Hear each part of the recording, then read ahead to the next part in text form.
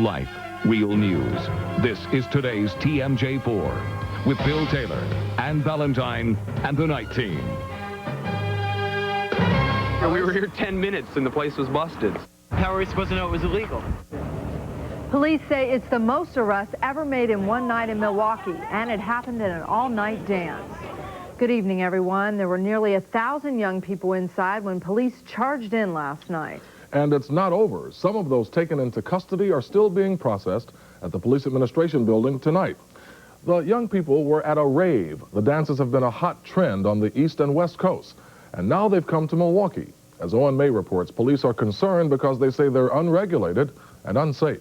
$325 to go to a Halloween party. It's not worth it.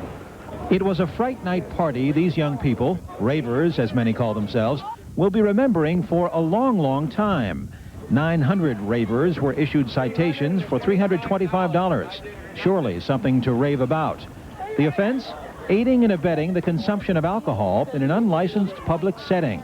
The public setting being this warehouse structure on the near south side. We did find evidence of plastic cups with beers spilling out. A little bit of beer at a big, big party leads to this great big bust.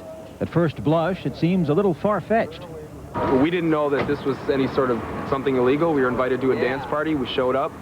But there was more to the crackdown than some partygoers acknowledged, like the pound and a half of marijuana police say they confiscated, and the 81 pocket-sized canisters of nitrous oxide, a mild anesthetic we also know as laughing gas. But the city's case against the ravers may really hinge on this. It's a fire exit measuring about 2 feet across. Now, the city claims most of these exits were effectively blocked, with as many as 1,000 people inside.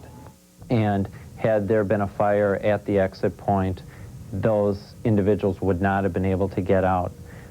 We've seen too many disasters in this country to allow an event like this to go on. It's a concern I'm glad the police department has. I think it's a flimsy excuse for their activities.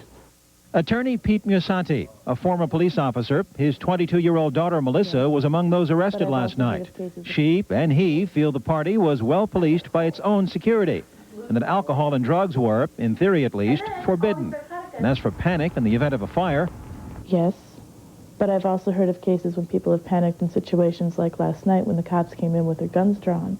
I am concerned that it strikes me that the whole thing is set up to prosecute a couple of people, and if they knew that this was going on in a place that was unsafe for fire, you know, I mean, they've put my daughter and they put a lot of other people in jeopardy just to make a statement and break this thing up, and that's sick.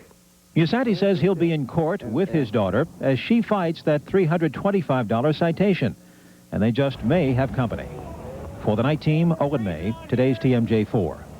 Now, the organizers of the rave are in jail tonight. The 2 men and 2 women go before the city attorney on the alcohol charges tomorrow.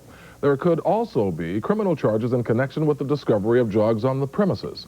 Milwaukee police say what has them so concerned are scenes like these. 2 years ago, an arson fire killed 87 people at a packed social club in New York. Some of the victims were killed by thick smoke, but many were merely trampled to death. And